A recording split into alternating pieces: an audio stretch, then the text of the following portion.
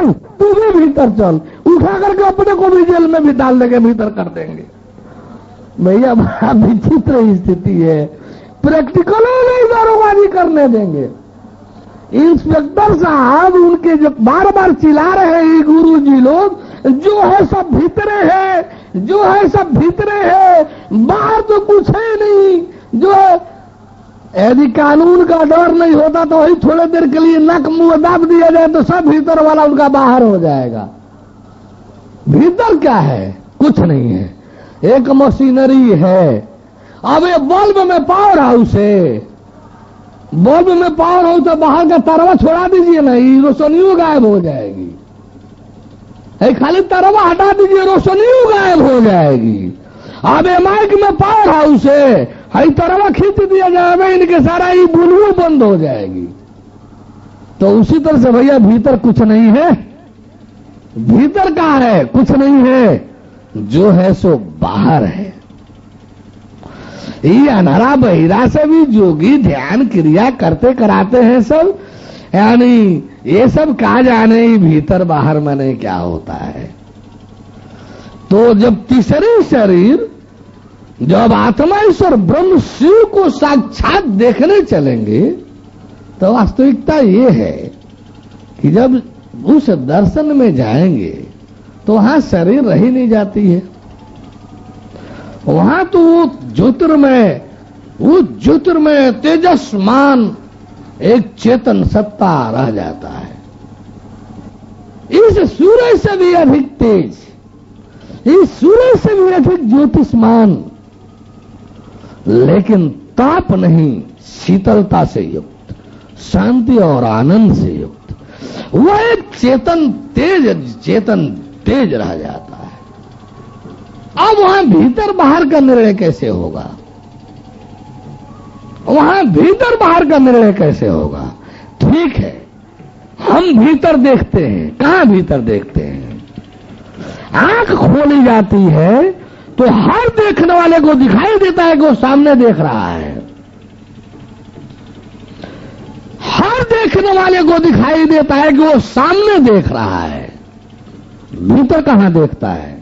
कौन ध्यान योगी साधक बताएगा कि वो चेतन तेज जो है, वो दिव्य तेज जो है, वो आलम नूर जो है, वो आसमानी रोशनी जो है, वो नूर इलाही लाइफ लाइट, वो डिवाइन लाइट जो है, वो सहज प्रकाश, वो परम प्रकाश जो है भीतर दिखाई देता है।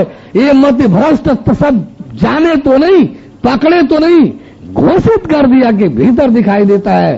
कौन कहेगा कि भीतर दिखाई देता है? किसने देखा है कि भीतर घोषित कर दिया? हम तो आए दिन दिखाते हैं, हर देखने वाला सामने देखता है और बाहर देखता है। हर देखने वाला सामने देखता है और बाहर देखता है। दिखाऊंगा जब प्रैक्टिकल कराऊंगा तो कै तारीख को पड़ेगा, पहली दूसरी तीसरी में शायद प्रैक्टिकल पड़ेगा, क्योंकि 29 को मौनी अमावस पड़ रहा है, यहाँ का मुख्य पर्व। तो कोशिश करूंगा 29 तक इसे सत्संग को ले चलने का, जनता पहले लाभान्वित हो ले। जिनको दर्शन करना होगा वो 30 से आगे अपना प्रतीक्षा करें। 30-31 को पात्रता परीक्षण करूंगा, आप पहले दूसरी तीसरी चौथी 4 दिन दर्शन वाला क्लास चलाऊंगा। 5 को झुमझाम करके भजन कीर्तन होगा। आप दर्शन करने वाले आने वाले पब्लिक को बताएंगे कि मुझे दर्शन हुआ कि नहीं हुआ। वे अपने जानकारियों को जो देखे हैं बताएंगे, पूछने वाले पूछें कि दर्शन हुआ कि नहीं हुआ। अलग अलग जैसा बोला जा रहा है ऐसा ही दर्शन हुआ कि नहीं हुआ। आप लोग साक्षात आत्मा ईश्वर ब्रह्म शिव थे कभी? आप आत्मा ईश्वर ब्रह्म वाला जीवन आपको जीना चाहिए। बड़ा आप दिव्य पुरुष थे, आपको दिव्य जीवन जीना चाहिए था। परमेश्वर ने आपको दिव्य जीवन जीने के लिए ये मानव जीवन दिया था। ये सुकर कुकर भेड़ बकरी की तरह से मात्र जीवन जीने के लिए परमेश्वर ने आपको नहीं कहा था। आपको हंस का जीवन जीना चाहिए था। आपको ज्योतिर्मय चेतन तत्व का जीवन, चेतन ज्योत का जीवन जीना था। आप जब हंस होते, आप जब चेतन ज्योति होते, तो ये पतन विनाशकारी परिवार संसार की तरफ आपका रुख नहीं होता, आपका रुख परमेश्वर के तरफ होता। शरीर रहते आप परमेश्वर वाला, आप स्वयं में अपने आप को आत्मा देखते और लगे हुए परमात्मा से देखते, तो आत्मा से ऊपर परमात्मा के नीचे बीच में अपने आप को एक महान आत्मा दिखाई देते। आप सभी ईश्वर से ऊपर और परमेश्वर के नीचे एक महेश्वर दिखाई देते, जिसका सर्वे सर्वा सब कुछ आत्मा ही है, जिसका इष्ट अभिष्ट मालिक आत्मा ही है, वो आत्मा से ऊपर महात्मा कैसे कहलाएगा? उसका तो महात्मा की टाइटल भी झूठी है, परमात्मा वो कैसे हो जाएगा? उसकी तो महात्मा वाली टाइटल भी झूठी है, वो तो दिव्य पुरुष भी नहीं कहला सकता, क्योंकि दिव्य तो आत्मा होती है, दिव्य तो ईश्वर होता है, दिव्य तो परमेश्वर होता है, और आत्मा ईश्वर ब्रह्म यानी ये शिव परमात्मा परमेश्वर परम ब्रह्म जब तक नहीं मिलेगा, कोई भी जीव आत्मा ईश्वर ब्रह्म शिव बन ही नहीं सकता, हो ही नहीं सकता। क्यों कि यह बनाने की क्षमता केवल परमात्मा परमेश्वर में होता है। जीव को पुनः शिव बना देना, आत्मा को यानी जीव को आत्मा में परिवर्तित कर देना, जीव को शिव बनाना, जीव को पुनः ब्रह्म बनाना, जीव को आलमे नूर बनाना, जीव को शिव बनाना, यह अधिकार केवल परमात्मा परमेश्वर को है, खुदागाड़ भगवान को है। ये जोगी गुरु ही महात्मा ही तथा कथित ये अब तो सतपाल सारे के सारे नानक देव जी, कबीर, दादू, दरिया, पलटू, ये सब के सब सोहंग जपवाना शुरू कर दिए थे, जो पतन और विनाश को ले जाने वाला है। सोहंग जो है पतन कारक है, विनाश को ले जाने वाला है, जो प्रकृति की सहज व्यवस्था है, पतन और विनाश, पतन और विनाश। अभी सब सोहंग क्रिया करा रहे हैं, सोहंग कोई क्रिया है, सोहंग तो सहज ही होते रहने वाली आत्मा से जीव से शरीर में होता हुआ परिवार प्रधान विनाश, संसार में जाकर नाश को प्राप्त होना, एक प्रकृति की सहज स्थिति है। कौन सोहंग वाला आकर बतलाएगा? सोहंग के विषय में उसको कोई जानकारी है? किसी गुरु की बात कर रहा हूं, है क्षमता तो जरा आकर बताना दे कि सोहंग जीव है कि आत्मा ईश्वर ब्रह्म है, शिव है कि परमात्मा परमेश्वर है। कौनों को पता है? कौनों को पता नहीं है कि वास्तव में सोहंग क्या है। किसी भी गुरु की बात कर रहा हूं जो सोहंग का दाल रोटी खा रहा है, जो सोहंग का जनता के सोहंग के नाम पर शोषित कर रहा है, चाहे सतपाल हो, चाहे बाल योगेश्वर जी हो, चाहे इन दोनों के बाप हंस जी हो, उनके स्वरूपानंद जी हो, चाहे उनके गुरु जो है अनंतपुर गुना वाला मध्य प्रदेश वाला हो, इनसे सब कहा जाना सोहंग का, कबीर है, ये नानक देव है, दादू दरिया पलटू है, ईरान को ये लोग कहा जाना सोहंग क्या होता है। तो इस तरह से सबसे पहले सोहंग ही, सोहंग जब जान लेंगे तो कोई सोहंग क्रिया करेगा, सोहंग की क्रिया कोई करेगा, कोई अपने नाश की क्रिया जानकर करता है, कोई भी जानबूझकर पतन को ले जाते हुए विनाश की क्रिया करेगा। ये सोहंग पतन और विनाश वाला तो होता है। ये सोहंग जो है आत्मा का जीव में होता हुआ, शरीर में होता हुआ, पारिवारिक होकर के संसार में जाकर नाश को तो प्राप्त होता है। कौन कहेगा अगर के माइक देखिए लगा हुआ है, ये ले लीजिए, वो कुर्सी लगी हुई है, माइक रखा हुआ है, आयोजक महोदय मनोहर लग रहा है, कह रहे हैं लोग अब आप अपना बंद कीजिए, अब इधर कार्यक्रम दीजिए, शाम को फिर आना है। बोले परम प्रभु परमेश्वर की। तो भैया हर जीवित प्राणी, जो कोई जीवित प्राणी है वो सोहन की शरीर है।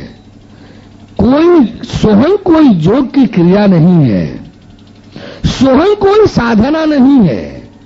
सोहन तो पतन और विनाश वाली प्रकृतिस्थ व्यवस्था के बीच एक पतनोन्मुखी स्थिति है, एक सहज स्थिति है। सोहन कोई योग की क्रिया है, सोहन कोई साधना है। अरे साधना है तो हंस है, साधना है तो हंसों की है, जो सहज भाव में नहीं होती है, जो सहज भाव में नहीं होती है। हंस की क्रिया, हंस की साधना, उसमें थोड़ा दिक्कत पड़ता है, उसमें एक तकनीक है, उसमें एक विधि है, एक सिस्टम है। उस विधि को जान लीजिए, सहज ही होने लगेगा और दिखलाई देगा कि जब मैं था तब हरि नहीं। दिखलाई देगा कि देख अब हरि आ गया, हृदय में बैठ गया। देख देख अब हरि आया, हृदय में बैठ गया। जैसे हरि आकर के हृदय में बैठ रहा है, ये हम भाग रहा है तुरंत निकलकर। हरि के बैठते ही ये मैं भागना शुरू कर दिया। बैठाया हरि को, आप भागना शुरू कर दिया। मैं बस हरि को बैठा लीजिए, ये मैं तो अपने आप छोड़कर भाग जाएगा। मैं को भगाने से थोड़ा भागेगा। अब हरि है, मैं नहीं। ये जीवन आपका था। जैसे ही ये शरीर हरि को दे दिया जाएगा, जैसे ही ये शरीर आत्मा ईश्वर ब्रह्म शिव को दे दिया जाएगा, तो आप कल्पना कीजिए ना, आत्मा ईश्वर ब्रह्म शिव, हरि भी पापीय होगा ना, वो पाप कुकर्म करेगा ना, वो चोरी डकैती करेगा ना, वो छल कपट धूर्तबाजी करेगा ना। ये तो समझदारी की बलिहारी है। वहां दोष दुर्गुण जाता ही नहीं। दोष दुर्गुण की अंतिम पहुंच जीव तक है। पाप बुराई विकृति जीव के क्षेत्र में नहीं जाती है, आत्मा ईश्वर ब्रह्म के क्षेत्र में कहां से जाएगी? ये तो शरीर और संसार के बीच है। कोई पाप कुकर्म, कोई पाप कुकर्म, कोई दोष अपराध शरीर और संसार के बीच के क्षेत्र में होता है। जीव के क्षेत्र में इसका प्रवेश ही नहीं है। कोई पाप कुकर्म, कोई बुराई विकृति जीव के क्षेत्र में प्रवेश ही नहीं पा सकता, प्रवेश ही नहीं पा सकता। ऐसा देखने दिखाने को मिलता है। और ये तो मैं जब प्रैक्टिकल दर्शन का क्लास करने चलूंगा तो पहली फरवरी को सबसे पहले दिखलाऊंगा कि देखो तो आप अपने को जैसे ही जीव के क्षेत्र में करेंगे तो आपको दिखलाई देगा कि दोष अपराध पाप कुकर्म जो है, पापानी बुराई विकृति जीव के क्षेत्र में प्रवेश ही नहीं पा सकता, घुस ही नहीं सकता। हाँ, जो पाप कुकर्म कर चुका है वही भोग भोगना जीव के जी में रहेगा। तो इस दोष दुर्गुण पाप कुकर्म की अंतिम पहुंच कहां तक है? जीव तक। जीव तक, जीव से आगे इसकी पहुंच ही नहीं है। आत्मा ईश्वर ब्रह्म शिव के क्षेत्र में ये पाप कुकर्म, ये दोष अपराध, ये बुराई विकृति प्रवेश ही नहीं कर सकते, वहां जा ही नहीं सकते, वहां इनकी पहुंच ही नहीं है। इसलिए आपके लिए परमेश्वर ने बनाया कि संसार भी वास्तव में जानना देखना है, संसार का वास्तव में यदि आनंद मजा लेना है तो हंस हो रह करके जीवन जियो। ये शरीर यानी परिवार को तो दो ही नहीं, हो तो इस संसार का सबसे बड़ा शत्रु है। इस संसार का घोर घृणित मीठा जहर यदि कोई है तो परिवार ही तो है। इस संसार का सबसे बड़ा मीठा जहर कोई है जो करोड़ों जीवन को बर्बाद करने वाला, विनाश में ले जाने वाला है, तो परिवार ही तो है। परमेश्वर ने कभी परिवार अलाउ नहीं किया किसी को, न भगवान विष्णु ने परिवार अलाउ किया, न राम ने किसी को पारिवारिक उपदेश दिया, न भगवान कृष्ण ने किसी को परिवार में रहने को कहा। ये तो माया वाले हैं जिनको भगवान नहीं जचा, जिनको भगवत शरणागत अच्छी नहीं लगी, वो पतित होकर गिरे तो परिवार में गए। जिनको परमेश्वर, जिनको ईमान सच्चाई का जीवन नहीं आया, जो संयमित नहीं हो पाए, जो बेईमान और भ्रष्ट थे, वो गिर करके परिवार में गए, माया में गए। माया ने परिवार में झोंक दिया, जा भाड़ में पर। परिवार तो एक वह भाड़ है जिसमें पड़ने वाला उबर ही नहीं पाता, करोड़ों करोड़ों बार नारकीय यातनाओं में तड़पता रहता है। परिवार वह भाड़ है, भाड़। माया भाड़ में झोंक दिया परमेश्वर से विमुख रहने वाले जीवों को, परमेश्वर की स्वीकारोक्ति से अलग रहने वाले जीवों को माया ने परिवार रूपी भाड़ में झोंक दिया। चल चल, भोग भोग, तुमको भोगवाती हूं। तू क्या समझा कि मैं तुम्हारी हूं? मैं परमेश्वर की हूं। परमेश्वर से विमुख होने का तुमको हिसाब किताब समझाते हूं। चल झेल। तब माया ने परमेश्वर की विमुखता से कुपित होकर के आप लोगों को परिवार रूपी भाड़ में झोंक दिया। चल झेल भोग। बोलो परम प्रभु परमेश्वर की धन्यवाद है आप लोगों के बुद्धि का, जो आपके लिए भाड़ है करोड़ों जन्मों को विनाश करने वाला, उसी में आपका प्यार खिल रहा है। जो परमेश्वर साक्षात प्यार है, जो परमेश्वर साक्षात प्यार ही है। परमेश्वर क्या है? एक साक्षात प्रेम है, एक साक्षात प्रेम है। आवश्यकता है हमको ईमान से संयम पूर्वक उस प्रेम को पाने की। केवल ईमान संयम वाला ही उस सच्चे प्रेम को पा सकता है। बेईमान भ्रष्ट के लिए परमेश्वर वाला प्यार नहीं है। बेईमान भ्रष्ट परमेश्वर के यहां नहीं ठहरता है। वहां तो ईमान और संयम की जरूरत है। परमेश्वर के यहां होने रहने के लिए ईमान और संयम की जरूरत है। परमेश्वर के यहां ठहरने के लिए ईमान और संयम की जरूरत है। यदि भ्रष्ट बने, बेईमान बने, भ्रष्ट बने, तो परमेश्वर के यहां तो ठहर नहीं पाओगे। वहां से तो गिरोगे ही गिरोगे। कहां जाओगे? माया में। माया भी परमेश्वर की है, मायापति परमेश्वर होता है। तो परमेश्वर से गिरने का माया फल खूब समझाती है कि चल चल, तुझे परमेश्वर अच्छा नहीं लगा, अब भाई परिवार रूपी भाड़ में झोंक देती है। चल पतित कहीं के। जब करोड़ों बार नारकीय यातनाओं से जन्मत मरत दुसह दुख होई से गुजरेगा तो तुझे समझ में आ जाएगा कि परमेश्वर क्या और कैसा होता है। एक बार की नरक की यातना याद आ जाए तो परमेश्वर पूरी जिंदगी रोज सूजा से छेदे और मिर्चा पोते, तब कहे कि हम मोक्ष दिला देंगे, वो सस्ते है। क्यों?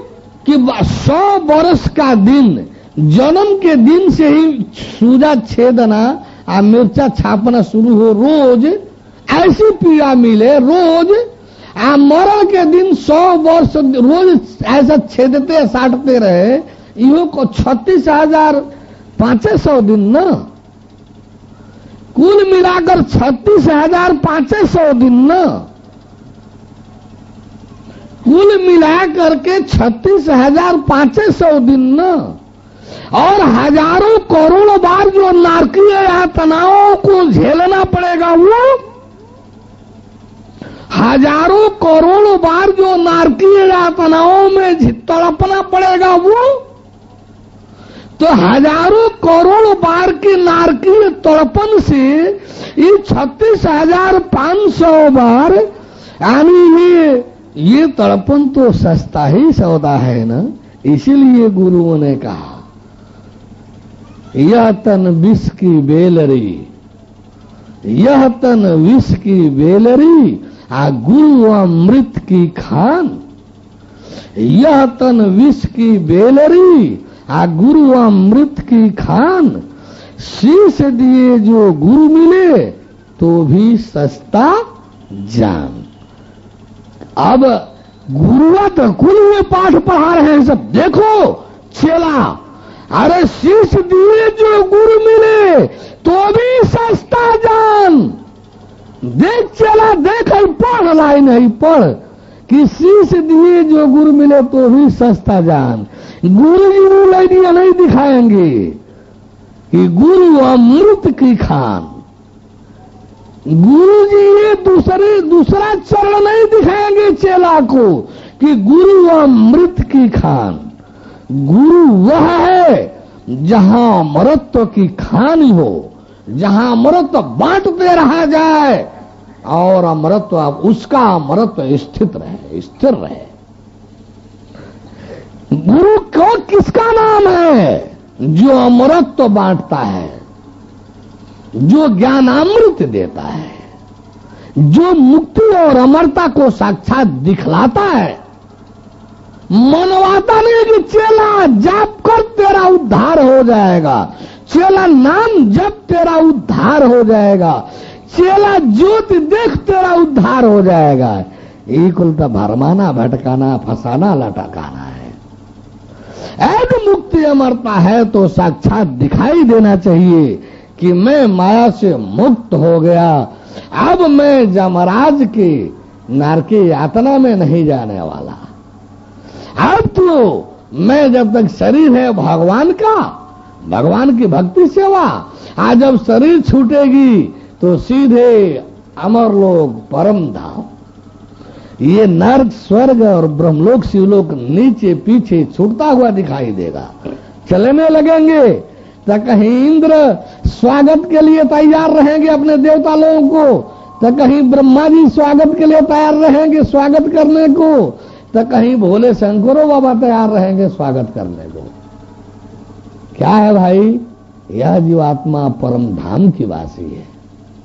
ये परम धाम अमर लोक के जा रही है। धन्य है, धन्य धन्य है तो जीवात्मा, धन्य अमर लोक जा रहा है, परम प्रभु परमेश्वर के यहां जा रहा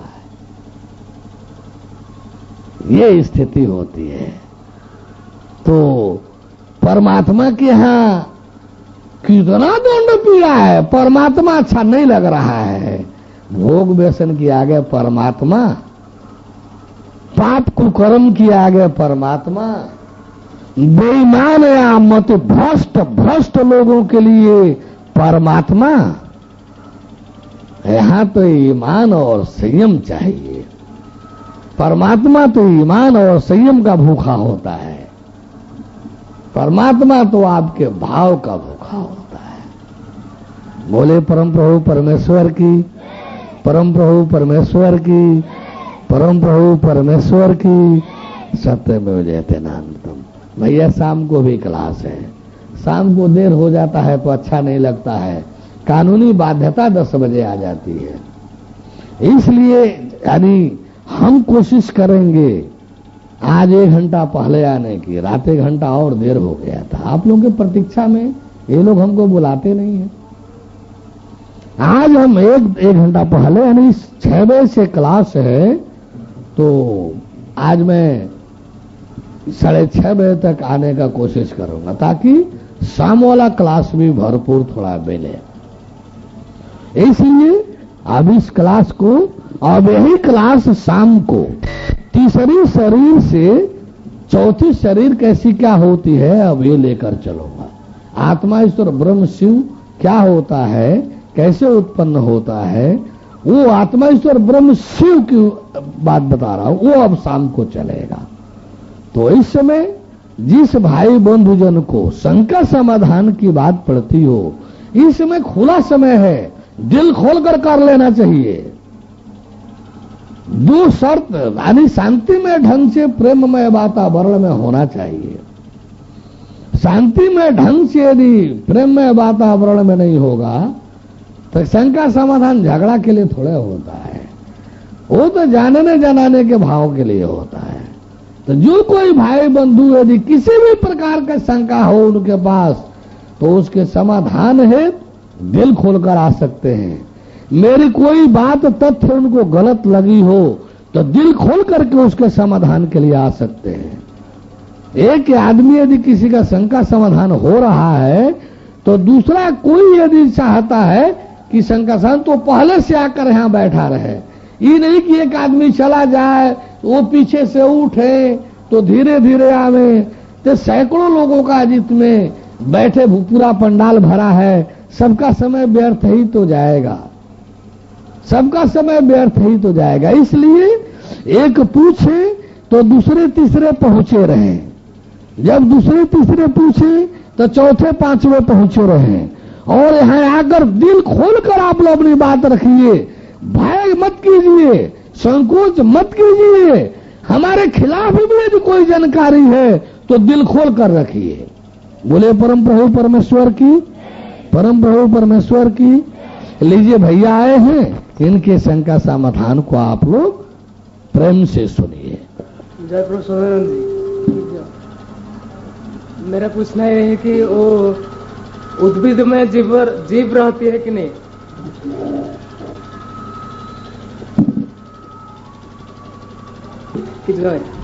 थोड़ा और आगे हो जाए। उद्भिद में जीव रहते हैं कि नहीं? उद्भिद में जो वृक्ष में जीव रहता है कि नहीं? बोले परम प्रभु परमेश्वर की 84 लाख जो जोनियां हैं वो मुख्य रूप से 4 प्रकारों में है। जीव को जो 84 लाख जोनियों में भ्रमण करना पड़ता है, तो वे 84 लाख जोनियां जो है मुख्य रूप से 4 प्रकारों में है। जड़ज यानी जड़ से पैदा होने वाले, यानी ये पेड़ पौधे, साग भाजी, ये पेड़ पौधे, फूल पौधा, ये सब जड़ज कहलाते हैं। जड़ज। तो जीव की एक गति यह भी है, 84 लाख में जो 4 प्रकार के जीव की 4 प्रकारों में ये 84 लाख है। तो उन 4 प्रकारों में एक प्रकार जड़ज का है। दूसरा प्रकार जो जड़ जो पदार्थ है, ये पेड़ पौधे, फूल पौधा, साग भाजी, ये सब है, ये सब जड़ज में आ जाएगा। दूसरा जड़ से होने वाला, जड़ में होने रहने वाला। दूसरा होता है उद्भिज।